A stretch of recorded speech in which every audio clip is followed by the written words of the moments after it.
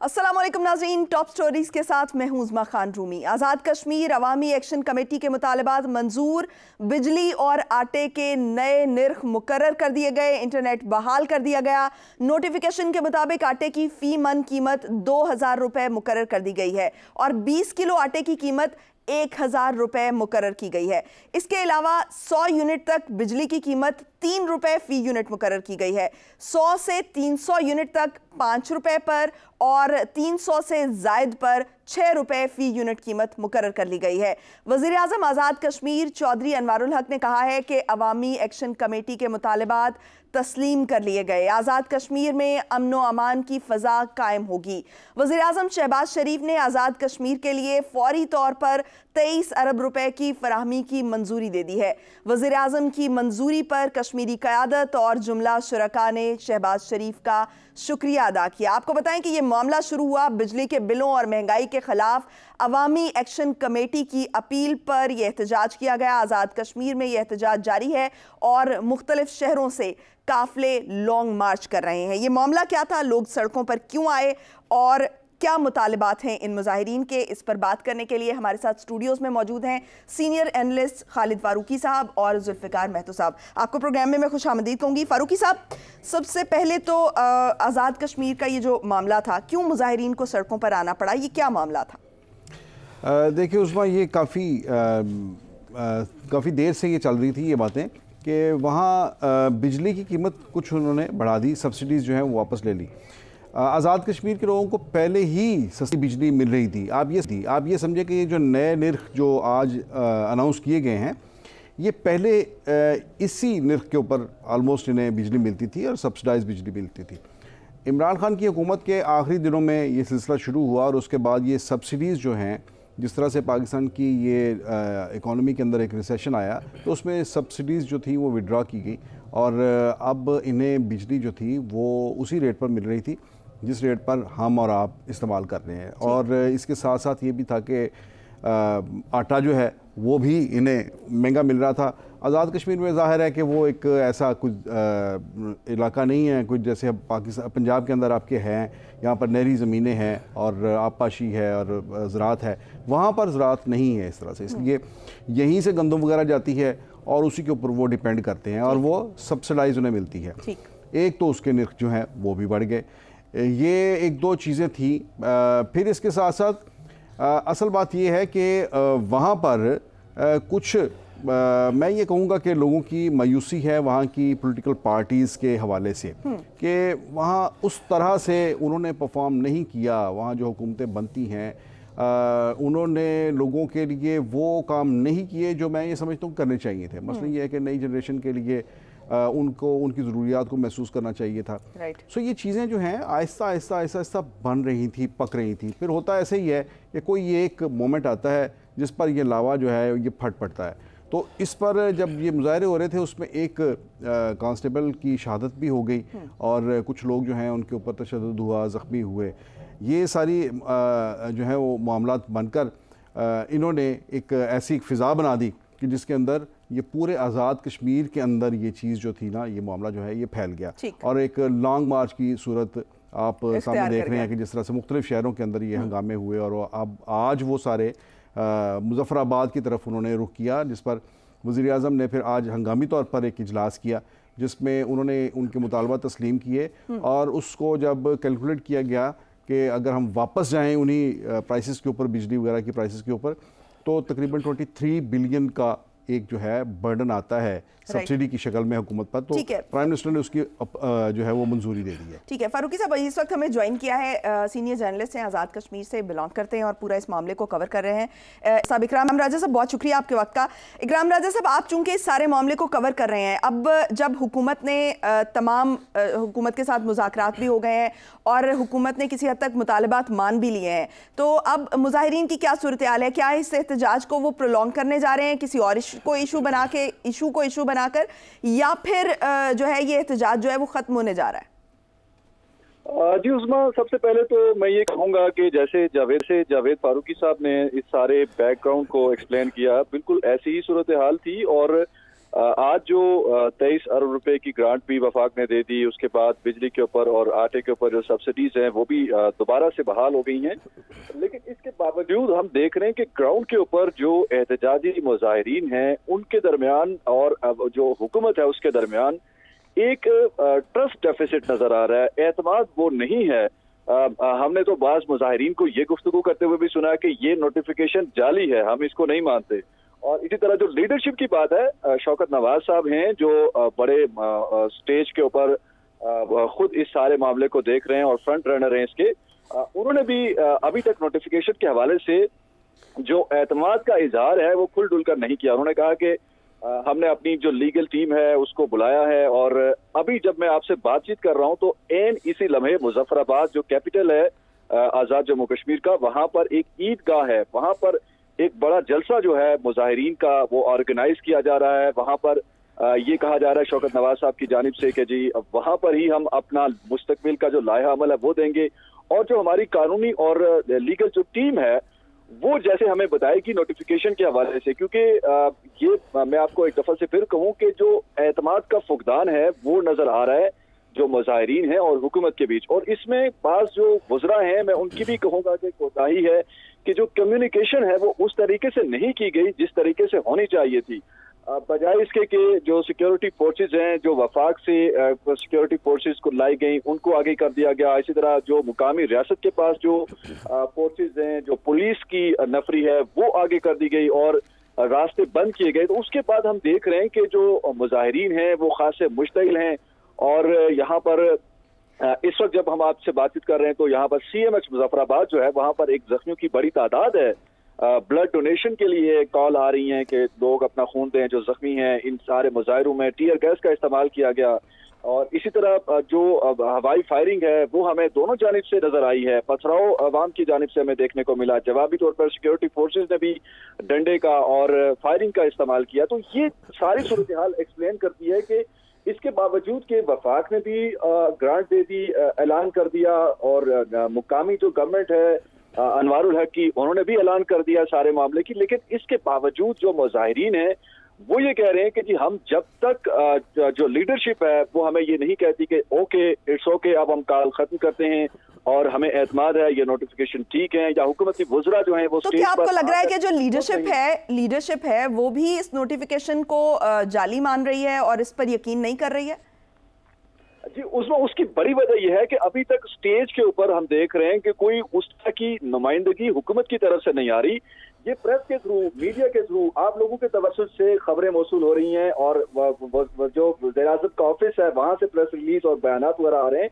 लेकिन उस तरीके से जो मुज़ाकराती टीम है जो गवर्नमेंट ने बनाई थी वो खुद आकर मुजाहिरीन के पास चलकर पहुंच नहीं पाई और फिर वो नोटिफिकेशंस जो अगर मैं कहूं कि बाय हैंड उनके हैंड ओवर चीजें नहीं की गई और अभी तक उनको एतमाद में नहीं लिया गया कि ये क्या कैसे चीजें हैं। और दूसरा नोटिफिकेशन के जाली होने के अलावा भी एक स्ट्रेटेजी यहाँ पर मुझे नजर आ रही है, वो ये है कि जो अवामी एक्शन कमेटी है, चूंकि ये उसकी बड़ी पिछले 1 साल से ये सारी तहरीक चल रही है, तो मेरा ख्याल है वो इसको ऐसे ही सड़कों के ऊपर एकदम से लोगों को मुंतशिर होने का ऐलान करके खत्म नहीं करना चाह रहे। वो भी एक जो नज्म बना हुआ है उसको जारी रखना चाहते हैं और वो समझते हैं कि शायद वो एक बड़ा जलसा करके, जैसे हम देखते हैं बड़े बड़े मुजाहरे हमने देखे इस्लामाबाद की सड़कों पर भी कि जब ऐलान होता है तो आखिर में लीडरशिप स्टेज के ऊपर आती है और वो खुद से मुस्तकबिल का लाया हमल देती है, उसके बाद मुजाहिरीन जाते हैं। अब यहाँ पर जब गवर्नमेंट ऑफ पाकिस्तान और गवर्नमेंट ऑफ आज़ाद जम्मू कश्मीर ने अनाउंसमेंट किया तब जो ये एहतजाजी मुजाहिरा था, ये कोहाला एक जगह है जो कि मुजफ्फराबाद का आप कह सकते हैं कि एंट्री पॉइंट है, जो बाग की तरफ से रास्ता आता है, वहां पर एहतजाजी मुजाहिरा मौजूद था। लेकिन उनको जब ये कहा गया कि आप यहीं से वापस बाग की तरफ मुड़ जाइए, तो उन्होंने कहा कि जी अब हम मुजफ्फराबाद में तो जाएंगे, हमने मुजफ्फराबाद में जलसा करना है, मुजफ्फराबाद में जलसा शेड्यूल है, हमें आप ना रोकें, हम मुजफ्फराबाद जाकर वहां पर पुरअमन तरीके से लोगों को मुंतशिर कर देंगे। तो इस बात के ऊपर भी जो मुकामी पुलिस है, जो सिक्योरिटी फोर्सेज हैं, उनके दरमियान और जो लीडरशिप है मुजाहिरीन की, उनके दरमियान एतमाद नजर नहीं आ रहा था। और इस दौरान जो मैं बार बार कहूंगा कि जो वज़रा थे जिनका काम बनता था कम्युनिकेशन गैप को फिल करना, वो हमें स्टेज के ऊपर नजर नहीं आए। और हुकूमत की तरफ से कोई नुमाइंदा इन तक नहीं पहुंचा है अभी तक। जी ऐसा ही है। ठीक, तो इकराम राजा साहब मुझे ये बताएं कि क्या इनके मुतालबात कुछ और भी हैं या यही थे जो एड्रेस कर दिए गए हैं हुकूमत की तरफ से? देखें, इसमें ये मुतालबात की एक बड़ी लंबी फहरिस्त है और इसमें सबसे जो आटे और बिजली के अलावा जो सबसे अहम मुतालबा था वो तो मेरा ख्याल है कि शायद उसके ऊपर अमल दरामद जरा टाइम लगेगा। उसमें एक तो यह है कि मैं आपको बताऊं उस्मान के इस वक्त आज़ाद कश्मीर में जितना भी असम्बली अरकान हैं, या आप मेरे मुंह से सुनेंगी तो शायद आपको यकीन ना आए, जितने भी अरकान असम्बली हैं वो तकरीबन सभी के सभी वजीर हैं। अगर कोई वजीर नहीं है तो कोई मशीर बना है। हर एक के पास कोई ना कोई महकमा है, कोई ना कोई कलंदान है, उसके पास सरकारी लग्जरी गाड़ियां हैं, उसके पास एक प्रोटोकॉल है। लोग ये मुतालबा कर रहे हैं कि ये जो प्रोटोकॉल कल्चर है, ये जो ब्यूरोक्रेसी जो है और इस तरह जो सियासी पार्टियां जो हैं, ये एक दिलचस्प सूरत हाल है आज़ाद कश्मीर में। शायद ये भी लोगों को ज्यादा मुतहर्रिक करने में किरदार अदा कर रही है कि पीपल्स पार्टी, मुस्लिम लीग नून, तहरीक इंसाफ, ये तीन मेनस्ट्रीम जमातें जो हैं जो पाकिस्तान में एक दूसरे के खिलाफ सफारा नजर आती हैं, तीनों मिलकर यहाँ पर आजाद जम्मू कश्मीर में इक़्तिदार का मजा लूट रही हैं। तो ये एक बड़ी दिलचस्प सूरत हाल है कि अवामी जो एहतजाज है वो एक तरफ है, अवामी एक्शन कमेटी जिसमें नॉन पार्लियामेंट्री पार्टीज हैं जिनकी असम्बली के अंदर कोई पार्टिसिपेशन नहीं है, कोई उनकी नुमाइंदगी नहीं है, और कुछ अलायंसेज हैं दीगर जिसमें ट्रेड यूनियन है, मजदूर यूनियंस हैं और ट्रांसपोर्टर्स हैं और इसी तरह तलबा यूनियंस है। ये तलबा यूनियंस की अगर मैं बात करूं, ये भी एजेंडे में शामिल है। जो मुतालबात का एक चार्टर बनाया गया उसमें ये कहा गया है कि जो तलबा की यूनियंस हैं, जो पाकिस्तान में भी उसके ऊपर बैन लगा था जनरल जियाउल हक के दौर में, वो आज़ाद कश्मीर में भी लागू है। तो यहाँ पर आज़ाद जम्मू कश्मीर की गवर्नमेंट से ये मुतालबात में ये भी एक मुतालबा रखा गया है कि जो स्टूडेंट्स यूनियन है वो बहाल की जाए। अब ये इस मामले का के ऊपर बढ़ती जा रही है ना इकराम राजा। इससे तो ये लगता है कि ये सिर्फ बिजली और आटे के रेट नहीं बल्कि कुछ और भी सियासी मकासद लगते हैं इनके। जी जी फारूकी साहब, बिल्कुल ऐसा ही है कि ये मैंने आप जैसा कहा कि ये जस्ट कोई 2-3 मुतालबात नहीं है, ये एक पूरा पॉलिटिकल एक मैनिफेस्टो है उनका और वो इसके ऊपर चल रहे हैं। और इसमें कुछ मैंने जैसे बताया कि जो नॉन पार्लियामेंट्री पार्टीज हैं वो खास तौर पर प्रो कश्मीर किस्म की जमातें हैं और इसमें कुछ स्टूडेंट्स यूनियंस भी हैं जो चूंकि बैन है जामियात में लेकिन फिर भी वो मुतहर्रिक हैं, किरदार अदा कर रही हैं। और उनके मुतालबात में ये सारी चीजें हैं कि तलबा यूनियन बहाल हों, जंगलात के हवाले से उनकी कुछ पॉलिसीज के ऊपर तहफ़्फ़ुज़ात हैं। एक लंबी लिस्ट नजर आ रही है। ठीक, बहुत शुक्रिया इकराम राजा साहब हमारे साथ मौजूद थे, लेटेस्ट सूरत-ए-हाल थे उससे आगाह कर रहे थे। मैं तो सब जिस तरह से अभी इकराम राजा ने एक्सप्लेन किया कि हुकूमत और जो वहाँ के अवाम है उनके दरमियान कुछ डिफरेंसेस नजर आ रहे हैं, कुछ एक कम्युनिकेशन गैप तो है ही, लेकिन एक अदम आप कह लें कि एतमाद का नजर आ रहा है, एक पूरा एक एतमाद का फुकदान नजर आ रहा है। आपको क्या लगता है कि ये मामला जो है वो चंद एक मामलात या मुतालबात को एड्रेस करने से हल हो जाएगा या फिर इनके जो सारी लंबी एक लिस्ट जो हमें नजर आ रही है उसको भी एड्रेस करना पड़ेगा? जी शुक्रिया उस्मा। एक्चुअली इस बात को मैं जो है वो खारिज इम्कान नहीं समझता कि ये यहाँ पे कोई इंडिया से प्लेयर नहीं खेल रहा होगा।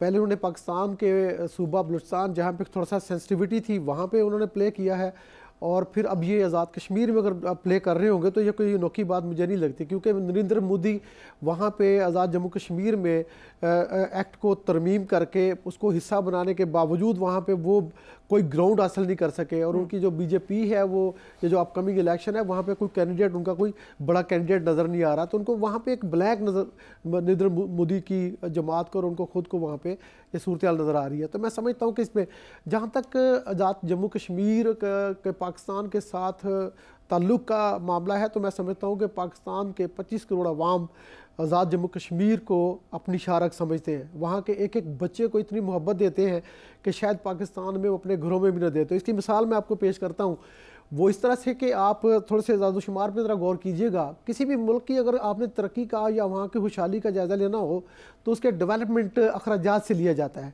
तो आज़ाद जम्मू कश्मीर में रवां माली साल में 42 अरब रुपए का डेवलपमेंट बजट है, तो फ़ीकस जो उनकी 45 लाख की पॉपुलेशन है उसके लिए 9,278 रुपये फ़ीकस है। ये डेवलपमेंट बजट की बात करें। इसके मुकाबले में पंजाब आपको बड़ा तरक्की याफ्ता नज़र आता है, तो वहाँ पे ये रकम जो है फ़ीकस 5,136 रुपये है। तो आप अंदाज़ा करें कि ये जो है ये 80.6% आगे है आज़ाद जम्मू कश्मीर पंजाब से। लिटरेसी रेट पाकिस्तान में एवरेज 62.4% है, आज़ाद जम्मू कश्मीर में 77.5% है। पाकिस्तान में जो 1000 बच्चे नौज़ायदा पैदा होते हैं उसमें से 62 इंतकाल कर जाते हैं। आज़ाद जम्मू कश्मीर में ये शरह 51 है, यानी कम है। अब आपको एक और मिसाल दूं तो जब आपको याद होगा अक्टूबर 2005 में जब ज़लज़ला आया तो पाकिस्तान का बच्चा बच्चा ट्रकों के साथ राशन लेके, रज़ाइयाँ लेके, मैंने खुद अपनी आंखों से वहाँ देखा कि हमारे जाने से पहले वहाँ पे जो है लोग पाकिस्तान के वहाँ अमदाद के लिए पहुँचे हुए थे। तो $5 अरब के 13,000 मनसूबे हुकूमत पाकिस्तान ने वहाँ पे KPPA समेत वहाँ पे किए। $5 अरब की वहाँ पे जो है अखराजात हुए, क्योंकि पाकिस्तान कश्मीर को एक अलहदा मुल्क तो कश्मीर है पाकिस्तान के हवाले से, कॉन्स्टिट्यूशन के हवाले से, लेकिन पाकिस्तान का एक ऐसा हिस्सा है जिसको हम बगैर ऐसे अलहदा यानी कह कर रह ही नहीं सकते, ये हो नहीं सकता।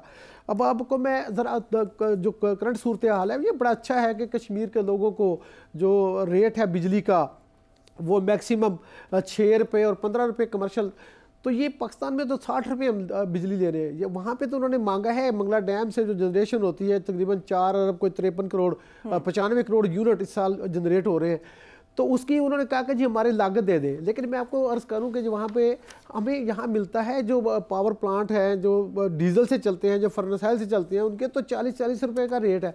तो पाकिस्तान के तमाम हिस्सों में ये जनरेशन मिक्स करके हमें टैरिफ जो आज लाहौर में मिल रहा है वो 60 रुपये है। तो बड़ी खुशकिस्मती है कि वहाँ पर भी मिल रहा है।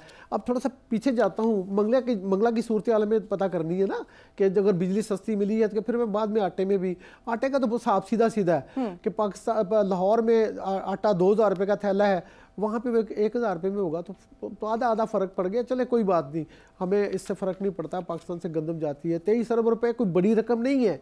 मैं समझता हूँ कि इस इशू को कोई आप बहुत बड़ा ना समझे। पाकिस्तान के जो टोटल बजट है वो 14-15 हज़ार अरब रुपये का है, तो उसमें 23 अरब की कोई हैसियत नहीं लगती मुझे।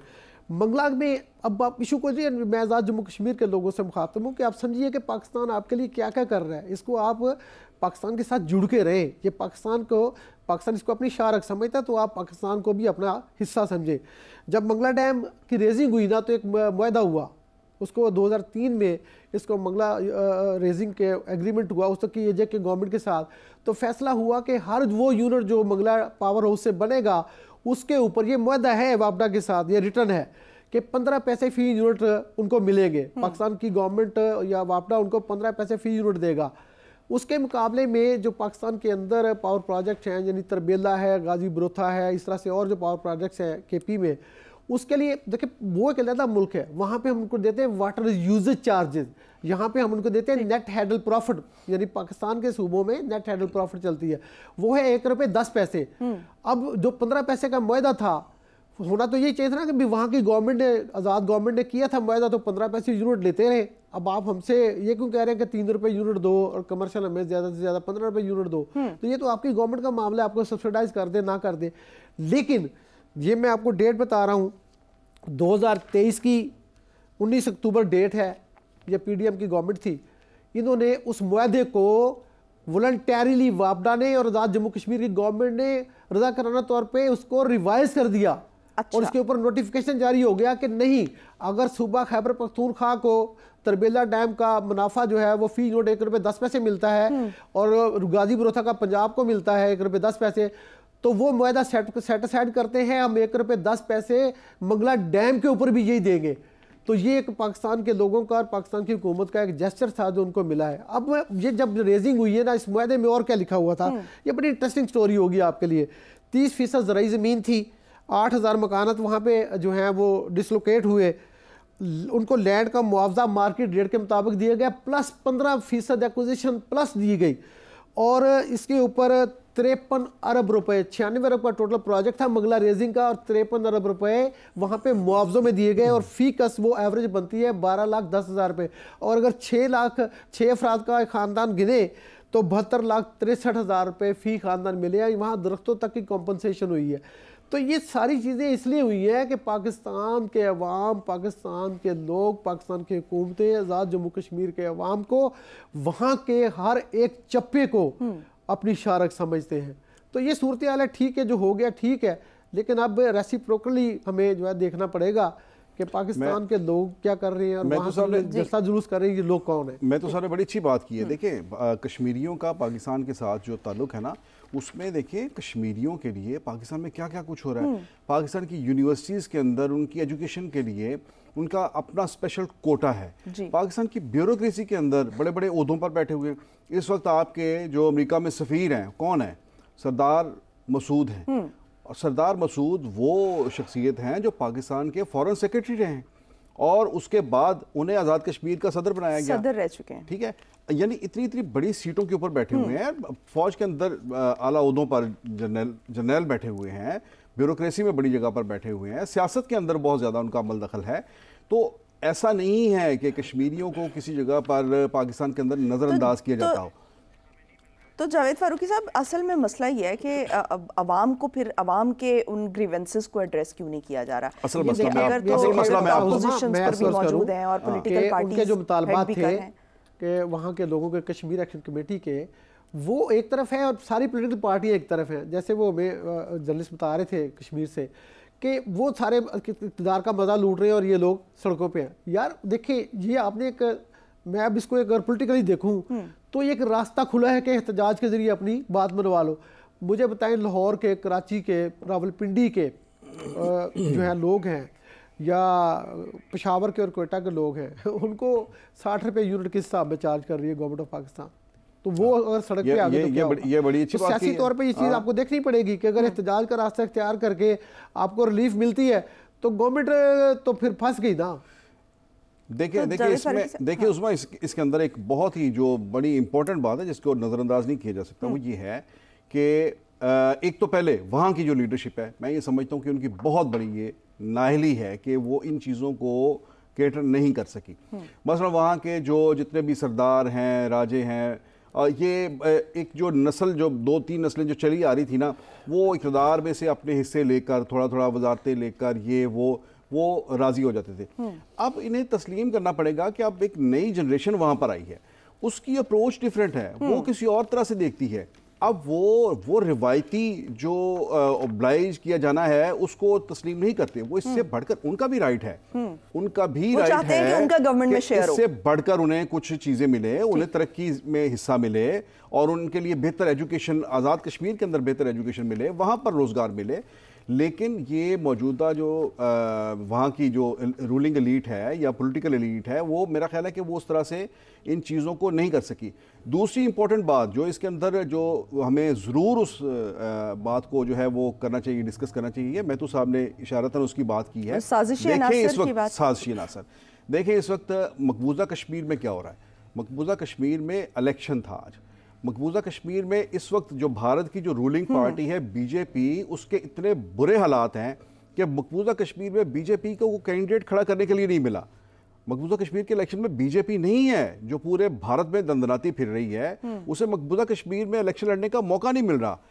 अच्छा, पूरी दुनिया का मीडिया जो है वो उस चीज़ को हाईलाइट कर रहा है और हमारे यहाँ उन्हीं दिनों का इंतखाब किया गया बिजली के बिलों पर एहतजाज के लिए, गंदम के ऊपर एहतजाज के लिए।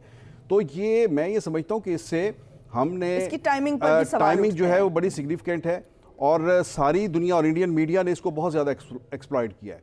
उन्होंने अपने कश्मीर से तवज्जो हटाकर पाकिस्तानी कश्मीर, जहाँ पर तारीख़ में कभी ये मुजाहरे नहीं हुए थे, और ये पहला मौका हुआ है कि इस तरह से ये मुजाहरे हुए हैं। और मैं एक बात बड़ी खुल के कहूँगा कि ये जो आज़ाद कश्मीर की जो सियासी पार्टीज़ हैं, सियासी लीडर हैं, उन्हें इस चीज़ पर गौर करना होगा। आज़ाद कश्मीर के वज़ीर-ए-आज़म का बहुत बड़ा हाथ है हालात को इस नहज पर पहुंचाने में। उनकी एक प्रेस कॉन्फ्रेंस थी जिसमें आप उन्हें देखे बात करते हुए, उनके अंदर जितना एक गरूर मुझे नज़र आया कि किसकी जुर्रत है कोहाला के पुल पे आए। आज देखे सारी कौम जो है, पूरा कश्मीर जो है वो कोहाला के ऊपर पहुंचा हुआ है। उन्होंने चैलेंज किया उन लोगों को और वो उन्होंने उस चैलेंज को एक्सेप्ट किया और वो वहाँ पर पहुँच गए। और अभी हुकूमत की तरफ से भी तो आप रवैया देखें ना कि अगर हुकूमत की तरफ से कोई भी वहाँ पर कोई नुमाइंदा नहीं पहुँचा ताकि मुजाहिरीन के जो भी मामलात हैं उनको एड्रेस किया जा सके, उनको थोड़ा सा ठंडा करने की कोशिश की जा सके। ये काम करना ही नहीं आता उन्हें, कभी ये सूरत हाल दरपेश ही नहीं आई कि उन्हें पता ही नहीं है कि इसको किस तरह से निपटना है इस बात से। लेकिन एक बात अब वो याद रखें आज़ाद कश्मीर की पॉलिटिकल पार्टीज़ कि ये सारे का सारा मुजाहरा जो है इसके पीछे कोई पॉलिटिकल पार्टी नहीं थी। अगर कोई थी तो जो हम साजिशी अनासर जिनको कह रहे हैं, लेकिन मेनली कोई पॉलिटिकल पार्टी इसको लीड नहीं कर रही। किसने लीड किया? अवामी एक्शन कमेटी ने। Action committee. अगर पॉलिटिकल पार्टीज ने अपना किबला दुरुस्त ना किया, अगर उन्होंने लोगों को ओनरशिप ना दी, तो फिर पॉलिटिकल पार्टीज की जगह पर एक्शन कमेटियां आ जाएंगी। ठीक, और फिर जो मामला जो है वो बिगड़ भी सकते हैं और दुरुस्त भी हो सकता है। होप करते हैं हम कि जो है ये मामला जो है वो दुरुस्तगी की तरफ जाएं, और हम ये दरख्वास्त करेंगे हुकूमत से कि वो मुजाहिरीन के जो मुतालबात हैं उनको एड्रेस करें, वहाँ पर पहुँचें, उनके ग्रीवेंसेस को एड्रेस करें और इस मामले के हल तक पहुँचें।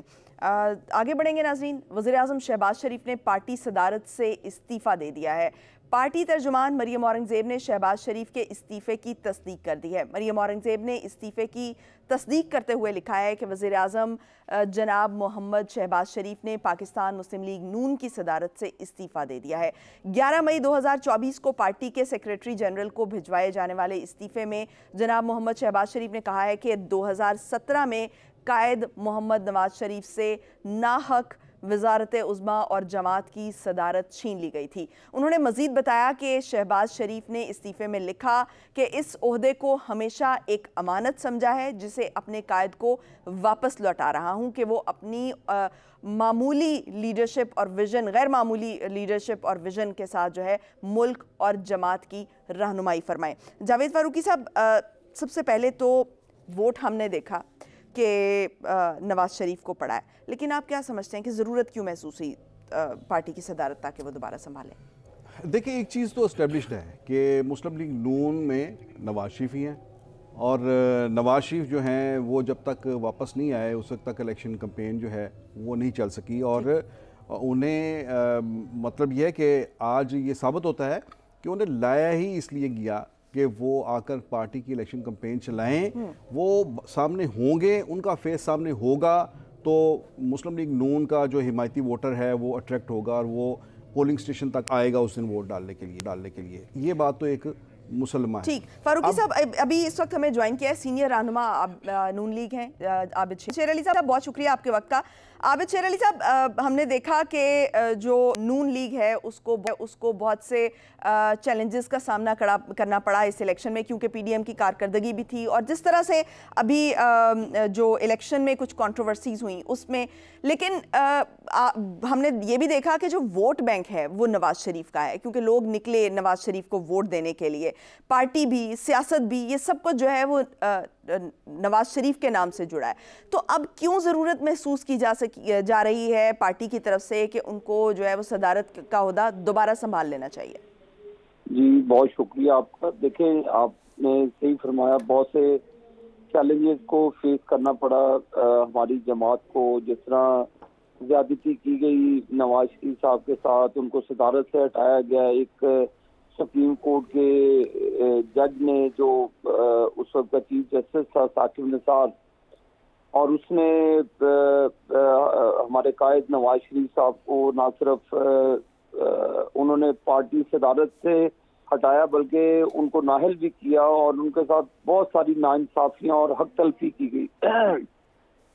उसके बावजूद भी नवाज शरीफ साहब ने पीडीएम को बनाया। पीडीएम को बनाने के बाद एक उन्होंने मूव चलाई जिससे हम अल्लाह के फजल करम से कामयाब भी हुए, लेकिन बहुत से चैलेंजेस थे जो पाकिस्तान को फेस करने पड़े। और जो इस वक्त वो वाकई, इसमें कोई शक नहीं है कि वो ओहदा नवाज शरीफ साहब की अमानत थी, लेकिन इसमें ये भी है कि शहबाज शरीफ साहब प्रेसिडेंट भी रहे पाकिस्तान मुस्लिम लीग नून के, और वो उस तरह से अब पार्टी को रन भी करना और मुल्क को भी चलाना, तो ये दोनों काम एक पैमाने में नहीं हो सकते थे, मुमकिन नहीं था।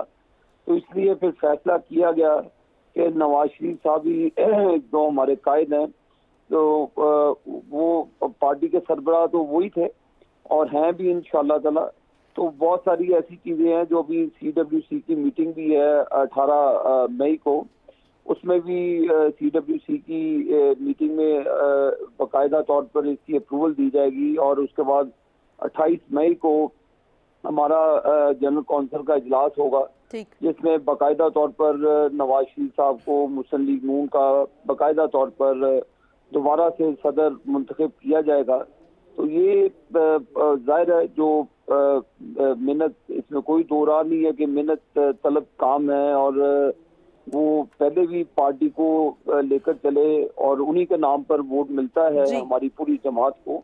तो आबिद शेर अली साहब, नवाज शरीफ की सदारत के ओहदे पर फाइज होने के बाद क्या इसके मुल्की सियासत पर असरात मुरतब होंगे? देखो जी, नवाज शरीफ साहब तो पहले भी एक अहम किरदार मुल्की सियासत में वो करते आए हैं और करते भी रहेंगे इंशाअल्लाह ताला। और जाहिर है वो जब पार्टी को फ्रंट से लीड करेंगे एज ए प्रेसिडेंट, तो बहुत सारी हमारी जो कारकुन है, जो हमारे वर्कर्स हैं, जो इस वक्त जाहिर है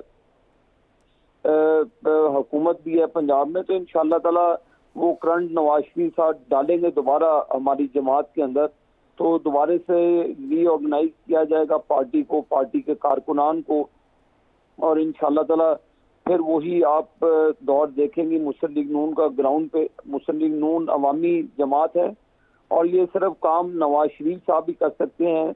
तो शहबाज शरीफ साहब वजीर आजम है और उनके पास इतना वक्त नहीं है कि वो पार्टी मामलात को भी चला सकें। तो ये पार्टी का फैसला है, पार्टी की सीनियर कैडर का पास फैसला है कि नवाज शरीफ साहब दोबारा अपने उस ओहदे पर दोबारा आए और पार्टी को लेकर चले। हुकूमत और पार्टी फिर अपना अपना अलग-अलग काम करेगी।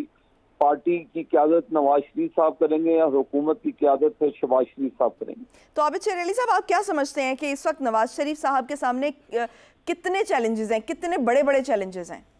देखिए जी, पूरा मुल्क में ही चैलेंज है। इस वक्त जो सबसे बड़ा चैलेंज है वो मईशत का है, बेरोजगारी का है, गुर्बत का है, बिजली का मामलात हैं और बहुत सारे ऐसे मामलात हैं जो इस वक्त पूरा पाकिस्तान मुश्किलात में घिरा हुआ है और जाहिर है उसमें निकालने के लिए बहुत ज़्यादा तगोदो की ज़रूरत है।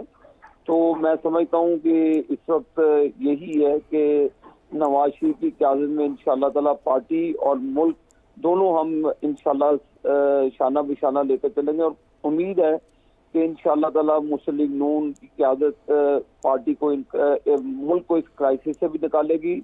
जो दरपेश मसाइल है, चैलेंजेस है, आप भी माशाल्लाह रोज ही देखते हैं कि पाकिस्तान किन क्राइसिस से गुजर रहा है पिछले चंद सालों से। तो हमें उम्मीद है कि इंशाअल्लाह ताला हम इन चैलेंजेस को फेस भी करेंगे और पाकिस्तान को क्राइसिस से निकालेंगे भी। और पार्टी पोजीशन भी क्या इससे इफेक्ट होगी? ऑब्वियसली इस वक्त जो अवाम में जो नून लीग की इससे पहले मकबूलियत थी उस पर फ़र्क तो पड़ा है, क्योंकि पीडीएम की जो कारकर्दगी थी वो एक बड़ा इसका रोल प्ले किया इसने इन इलेक्शंस में भी। तो क्या आप समझते हैं कि नवाज शरीफ की सदारत संभालने के बाद जो पार्टी पोजीशन है वो बेहतर हो जाएगी, अवाम में वो अपनी जो पोजीशन है वो मज़ीद बेहतर कर पाएगी? देखिए जी, जो हम समझते हैं कि जो पार्टी से ज़्यादा हमें मुल्क ज़्यादा अजीज था और मुल्क को बचाने के लिए हमने अपना बहुत सारा पॉलिटिकल कैपिटल है उसको लूज भी किया, हमें उसका नुकसान भी हुआ। इलेक्शन में भी हमें बहुत सारे चैलेंजेस का सामना करना पड़ा, इसमें कोई दो राह नहीं है कि उसके इफेक्ट्स पड़े हैं हमारी जो भी रिसेंटली इलेक्शन हुए और उसमें ग्राउंड रियलिटी तो यही है कि जो लोगों ने अपना इजहार भी किया गम गुस्से का भी, तो जाहिर है हमने बहुत सारा इसमें मुल्क को बचाने के लिए हमने अगर सियासत बचाते तो शायद आज रियासत ना बचती। तो पाकिस्तान मुस्लिम लीग नून ने, इसमें कोई शक नहीं है कि पाकिस्तान बचाने के लिए बहुत सारी कुर्बानी दी है, जिसमें सबसे बड़ी कुर्बानी जो अपना हमने पॉलिटिकल कैपिटल का हमें नुकसान हुआ है मुल्क बचाने के लिए। तो जाहिर है मुल्क भी बचाना है, सियासत भी इसी मुल्क में होनी है। अगर मुल्क रहेगा, अगर पाकिस्तान की मईशत अच्छी होगी, लोग खुशहाल होंगे तो सियासत भी होगी। तो ये हमारा ख्याल था। चैलेंजेस जाहिर है तो उस वक्त ना लेते हुकूमत, तो उसी तरह एज इट इज इनको चलने देते तो फिर क्या पता पाकिस्तान कहीं का कहीं चले जाता। हमने इसमें कोई शक नहीं है कि एक बहुत बड़ी हमने कॉस्ट पे की है, लेकिन हम उम्मीद करते हैं कि इंशाअल्लाह ताला हम इसे रिस्टोर करें। ठीक, बहुत शुक्रिया। आबिद शेर अली साहब हमारे साथ मौजूद थे। जावेद, हमने देखा नवाज शरीफ को जिस तरह से वो सियासी तौर पर इवॉल्व हुए और उनकी सियासत भी इवॉल्व हुई, लेकिन आज जिस नहज पर उनकी सियासत खड़ी है, आपको क्या लगता है कि एक दफ़ा कहीं हम फिर, क्योंकि सियासी माहौल भी होता है जिसमें सियासत पनपती है। क्या आपको लगता है कि आज के इस माहौल में वो जो एवोल्यूशन है वो वहीं 90 की सियासत पे नहीं चली गई? देखिए पता क्या है, ये मुस्लिम लीग नून जो है उसका जो मेन उसका आप ये कहें कि सियासी तौर पर बेस कैंप जो है वो पंजाब है। अच्छा, पंजाब, नवाज शरीफ पंजाब से ही पॉपुलर हुए और ये पंजाब के ही एक बड़े लीडर के तौर पर इमर्ज हुए और उसी की बुनियाद पर फिर KP के अंदर भी उन्होंने एक जगह बनाई और बलूचिस्तान में जितनी बनती है किसी की, लेकिन पंजाब मेन बेस कैंप उनका पंजाब है। लेकिन पिछले 10-12 साल से, यानी 2010-11 के बाद एक जो तब्दीली आई वो ये कि ये इसका बेस कैंप था, ये इसके हाथ से निकल गया और यहाँ पर PTI ने इसे बहुत बड़ा एक चैलेंज दिया। 2008 के इलेक्शन के बाद मुस्लिम लीग नून ने 2013 में पीपल्स पार्टी का यहाँ से सफाया कर दिया था और वो अकेली ही यहाँ पर वो झंडे गाड़ के बैठी थी। लेकिन अब उसके लिए बड़ा एक मुकाबले की पार्टी आ गई, PTI आ गई। मुस्लिम लीग नून हमेशा इतनी बाएतमाद होती थी पंजाब के हवाले से कि उसका ये ख्याल था कि नेशनल असेंबली के अंदर जो मेजॉरिटी है वो पंजाब से ही लेकर वो चलेंगे। यानी पंजाब के अंदर नेशनल असेंबली की 140-41 सीटें हैं। तो अब भी ये जो इलेक्शन हुआ है इसमें आपको याद होगा कि राणा सनाउल्लाह कहते थे कि हम 120 सीटें ले लेंगे, इतने पूरे एतमाद थे वो। लेकिन यहाँ हुआ क्या, सबके सामने है। अब ये इन इंतखाबात के जो नताइज हैं इन्होंने असल में मियाँ नवाज शरीफ को मजबूर कर दिया है कि वो खुद आकर पार्टी को जो है वो संभालें। ये बात बिल्कुल हकीकत है और ये माननी पड़ेगी कि शहबाज शरीफ साहब ने बतौर पार्टी सदर के तौर पर कोई ख़ास परफॉर्म नहीं किया और ना ही कोई इतनी ख़ास कोई इसकी तंजीम साजी हो सकी। यही वजह है कि आपको याद होगा कि नवाज शरीफ ने मरियम नवाज़ को फिर चीफ ऑर्गेनाइज़र बनाकर इनफैक्ट डिफेक्टो पार्टी प्रेसिडेंट बना दिया था और चीज़ें जो थी इस तरह से अपने करीब कर ली थी।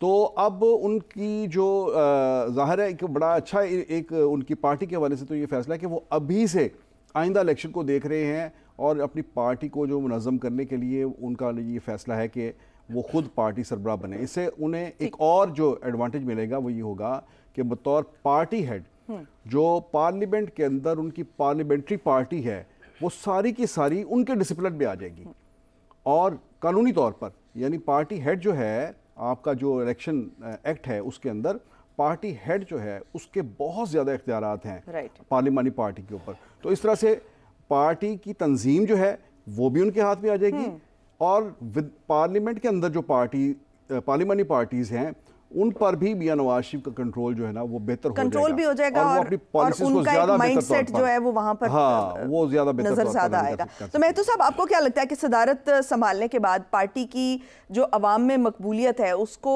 रिवाइव कर पाएंगे नवाज शरीफ साहब, और इसके लिए उनको क्या करना होगा? ये इशू नहीं है अच्छा कि वो कोई पार्टी रिवाइव करने आए हैं या कोई पार्टी तंजीम साजी करने आए हैं। अच्छा, एक्चुअली मियां नवाज शरीफ जो हैं वो मौजूदा सिनेरियो में जब शहबाज शरीफ वज़ीर आज़म भी बन गए और पार्टी हेड भी बन गए तो मियां नवाज शरीफ एक लाताल्लुक़ से एक शख्स के जो है वो शक्ल इख्तियार कर गए थे। ना उनको पार्टी समझ नहीं थी कुछ, ना गवर्नमेंट के अंदर उनका कोई हिस्सा था। तो उनकी एक ताकत जो थी वो बिल्कुल ज़ीरो पे आके खड़े हो गए थे। और ख़ास तौर पे पंजाब के लोगों की ये आदत है, रवायत है, आप देख लीजिए हिस्ट्री चेक करके कि वो ताकतवर के साथ खड़े होते हैं। जो आदमी के पास कुछ ना हो वो उसकी तरफ सलाम दुआ भी नहीं लेते। तो मियां नवाज शरीफ एक्चुअली मुस्लिम लीग नून में के स्ट्रक्चर में एक पूरे सिलसिले में वो बिल्कुल लाताल्लुक़ और ज़ीरो हैसियत की शख्सियत बन चुके थे। तो उनको ये शख्सियत जो पावरफुल शख्सियत है उसकी वापस लेने के लिए ये कोई मियां शहबाज शरीफ ने कोई एथिकली नहीं किया। हाँ, ये बात तो मैं आपको अर्ज़ करता चाहूँ कि पाकिस्तान की हिस्ट्री में वो पहले वज़ीर आज़म पाकिस्तान हैं जिन्होंने पार्टी सदारत को छोड़ दिया है, वरना बेनज़ीर भुट्टो हो या मियां नवाज शरीफ माजी में रहे हैं, कोई भी वज़ीर आज़म मोहम्मद खान जी और ये सब पार्टी के प्रेसिडेंट रहे हैं। और पिछले हफ्ते मैंने सेक्रेटरी जनरल PMLN का इंटरव्यू किया था सर इकबाल का, तो मैंने उनसे ये सवाल किया था कि जिस तरह से आसिफ अली जरदारी ने सदारत से इस्तीफ़ा दे दिया है अब पीपल्स पार्टी की, क्योंकि वो सदर कहते हैं जी मैं सबका सदर हूँ, तो क्या मियां शहबाज शरीफ तो सबके वज़ीर आज़म नहीं है? तो उन्होंने कहा था नहीं, ये ज़रूरी नहीं है कि वज़ीर आज़म नवाज शहबाज शरीफ जो है वो पार्टी सदर ना रहे, क्योंकि एक पार्टी प्रेसिडेंट के लिए पार्टी की पॉलिसी को इम्प्लीमेंटेशन करने के लिए वज़ीर आज़म को होना ज़रूरी है। तो ये एक सवाल का जवाब उन्होंने दिया था, लेकिन वो इस बात पर नहीं थे कि मियां नवाज शरीफ सदर ना बने, ये उन्होंने बिल्कुल नहीं कहा। लेकिन मैं समझता हूँ कि मियां नवाज शरीफ की हैसियत बन गई है और साथ में मैं आपको अर्ज करता चलूँ, एक बाजी की सबसे पाकिस्तान की एक जो उम्दा मिसाल है, जो सबसे इम्पोर्टेंट मिसाल है कि जब कायद-ए-आज़म मोहम्मद अली जिन्ना बानी पाकिस्तान गवर्नर जनरल पाकिस्तान बने तो उन्होंने ऑल इंडिया पाकिस्तान मुस्लिम लीग की सदारत से इस्तीफ़ा दिया था। बल्कि सदारत से नहीं, उन्होंने मेंबरशिप भी छोड़ दी थी। और पूरी दुनिया में ऐसे होता है, आप अमेरिका को ले लें, यूरोप को ले लें, जहाँ भी ले लें, वहाँ पे पार्टी प्रेसिडेंट मेंबर भी नहीं रहता। वो कहता है कि मैं इस मुल्क का सदर या वज़ीर आज़म हूँ तो मैं पार्टी का नहीं हूँ, तो इस खौल को तोड़ के निकल जाते हैं। अब मियां नवाज शरीफ की जो पार्टी सदारत छीनी गई थी, वो आपको याद होगा कि 2017 में जब उनको वज़ारत उज़्मा से नाअहल किया गया, तो 2018 में उस वक्त के जो चीफ जस्टिस पाकिस्तान थे साकिब निसार, उन्होंने उनकी सरबराही में एक बेंच बना, तो उन्होंने कहा कि जो शख्स नाअहल हो गया आर्टिकल 62, 63 के तहत पाकिस्तान के सादक और अमीन नहीं रहा, सच्चा नहीं रहा, तो वो पार्टी का सदर भी नहीं रह सकता। तो तब उनकी पार्टी सदारत छीनी गई थी, जो अब इनको वापस मिल जाएगी, लेकिन ये ऐसे नहीं मिल जाएगी। इसके लिए उनको पार्टी के अंदर बतौर प्रेसिडेंट इलेक्शन लड़ना पड़ेगा। ये पाकिस्तान पॉलिटिकल जो ऑर्डर है, जो एक्ट है, उसके तहत ये प्रोसेस अभी होना है। लेकिन बहरहाल नवाज शरीफ आएंगे तो पार्टी तंजीम साजी नहीं, वो गवर्नमेंट के अंदर ज़्यादा बड़ा रोल प्ले करेंगे। तो जावेद फारूकी साहब, इलेक्शन तो होंगे ऑब्वियसली, और अगर इलेक्शन होंगे तो आपको लगता है कि क्योंकि पार्टी नवाज शरीफ की है, वोट नवाज शरीफ का है, तो आपको लगता है कि बिला मुकाबला होगा, बिला मुकाबला मुंतखब हो जाएंगे? हाँ बिल्कुल। मैं 2-3 चीज़ें आपको मैं इस हवाले से कुछ खबर भी मेरे पास एक है, वो भी मैं आपके साथ शेयर करूँगा। मतलब इसमें एक तो ये है कि ये नवाज शरीफ साहब एक तो सबसे पहले 1988 में मुस्लिम लीग के सदर बने थे, जब ये मुस्लिम लीग नून बनी थी। तब उन्होंने उस वक्त के जो पार्टी सदर थे मोहम्मद खान जुनेजो, उनको अलग किया था सदारत से, जनरल कौंसिल का इजलास बुलाया और ये पिंडी में इजलास हुआ था। जो मुस्तफ़ा नवाज़ खोखर हैं, इनके वालिद थे नवाज़ खोखर, इनके घर में पार्टी की जनरल कौंसिल हुई थी और उसमें उनको मियाँ साहब को, जुनेजो साहब को पार्टी सदारत से अलग कर दिया गया और नवाज शरीफ साहब को पार्टी सदर बना दिया गया। अच्छा, अब उसके बाद अब जो प्लान है उसका ये है कि नवाज शरीफ जो वो तो जनरल कौंसिल में बिला मुकाबला सदर बन जाएंगे, पार्टी सदर बन जाएंगे। लेकिन इसके साथ साथ पार्टी एक और जो काम करने जा रही है, जो हमें पता चला है, वो ये है कि एक अमेंडमेंट शायद इनके आइन में तजवीज़ की जा रही है कि वो की जाए पार्टी के आइन में। पार्टी के आइन में अच्छा। देखिए, इस वक्त जो पार्टी इंतखाबात है ना, ये एक बहुत ही सेंसिटिव मसला हो गया है पीटीआई के इलेक्शन को लेकर। आपके सामने पीटीआई का पार्टी इलेक्शन है, उसमें उन्होंने पीटीआई ने अपने पार्टी इलेक्शन में बहुत लंबा चौड़ा सफ़र किया है और पूरा इलेक्शन ही उनका जो जनरल इलेक्शन भी उड़ गया और उनका इंतखाबी निशान भी चला गया। अब सारे लोगों की नज़रें जो हैं इलेक्शन कमीशन के ऊपर लगी हुई हैं कि अच्छा वो बाकी पार्टियों के इलेक्शन जो है वो कैसे देखता है, और ये बाकी पीटीआई की भी वो भी नहीं खाली नहीं छोड़ेगी ये कोई वार। और अब वैसे भी बॉल जो है वो इलेक्शन कमीशन के पास जा चुकी है। बिल्कुल बिल्कुल। तो अब मुस्लिम लीग नून इसको थोड़ा सा सिंप्लीफाई करने की कोशिश कर रही है। देखिए, इलेक्शन तो इलेक्शन कमीशन ने वही एक्सेप्ट करना है जो पार्टी कॉन्स्टिट्यूशन में होगा, आइन में होगा, वो इलेक्शन कमीशन का कोई दिया हुआ तरीकाकार नहीं है जिसको फॉलो करना है। तो ये अपने तरीक़ेकार को थोड़ा सा सिंपल करने जा रहे हैं। वो ये है कि मियाँ साहब जब बिला मुकाबला सदर मुंतखब हो जाएंगे तो उसके बाद जनरल कौंसिल उन्हें अपना एक इख्तियार, ये एक तजवीज़ है जो अभी तक है, अच्छा, कि ऐसे किया जाए कि जनरल कौंसिल अपना इख्तियार मियाँ साहब को तफवीज़ कर देगी। क्या इख्तियार? कि बाकी ओहदेदार जो हैं उनका इलेक्शन ना करवाया जाए और उनकी नामजदगियाँ कर दी जाए, और वो मियाँ साहब की डिस्क्रिप्शन होगी कि कौन पार्टी का जनरल सेक्रेटरी होगा, कौन इंफॉर्मेशन सेक्रेटरी होगा और कौन फाइनेंस सेक्रेटरी। ये वो 2-4 ओहदे जो होते हैं। तो इस तरह से इसको सिंप्लीफाई कर रहे हैं और मियाँ नवाज शरीफ को यानी कि ये इख्तियारात दे दिए जाएंगे कि बाकी बॉडी जो है सबको नॉमिनेट कर दिया बाकी बॉडी जो है वो खुद उनके इलेक्शंस ना करवाए। हाँ, दूसरी अगली बात यह है कि पार्टी सेक्रेटरी जनरल कौन होगा। इसमें ख्वाजा साद रफ़ीक का नाम इस वक्त अब तक सबसे ज़्यादा लिया जा रहा है, लेकिन उसमें ये कहा जा रहा है कि अगर ख्वाजा साद रफ़ीक जो हैं वो अगर पार्टी सेक्रेटरी जनरल बन जाएं तो पार्टी सदर भी लाहौर से और पार्टी सेक्रेटरी जनरल भी लाहौर से, पार्टी सदर भी कश्मीरी और पार्टी सेक्रेटरी जनरल भी कश्मीरी। तो ये मतलब इस चीज़ को भी थोड़ा सा चेंज किया जाए। आपको याद होगा, और ये इसमें कहा जा रहा है कि KPK से जो है ना पार्टी सेक्रेटरी जनरल लिया जाए। इससे पहले सरंजाम खान, इकबाल ज़फ़र झगड़ा, सरताज अजीज़, ये KPK से ताल्लुक़ रखने वाली शख्सियात थी जिन्हें पार्टी सेक्रेटरी जनरल बनाया गया। अब भी ये कहा जा रहा है कि ये ना करें आप कि लाहौर से और पंजाब से कोई सेक्रेटरी जनरल लिया जाए। वैसे तो इस वक्त भी सदर और जनरल सेक्रेटरी जो हैं शहबाज शरीफ और एहसन इकबाल दोनों पंजाब से ताल्लुक़ रखते हैं, तो ये कुछ अभी तक कुछ चल रहा है, लेकिन अल्टीमेटली फिर जो अगर वो बात हो जाती है कि जनरल कौंसिल अपने इख्तियारात मियां नवाज शरीफ को दे देती है, तो फिर मियां नवाज शरीफ बादशाह हैं, वो वैसे भी शेर बादशाह ही होता है, वो अंडे दे बच्चे दे, KPK से जनरल सेक्रेटरी ले, पंजाब से ले, सिंध से ले, बलूचिस्तान से ले, तो फिर सवाल खड़ा हो जाएगा ना कि पार्टी में जो जमहूरियत है वो कहाँ स्टैंड करती है। आज के लिए इतना ही नाज़रीन, मुझे बहुत बहुत शुक्रिया आपका, और आज के लिए मुझे इजाज़त दें और पाकिस्तान की हमेशा पाइंदगी की दुआ के साथ अल्लाह हाफ़िज़ नासिर।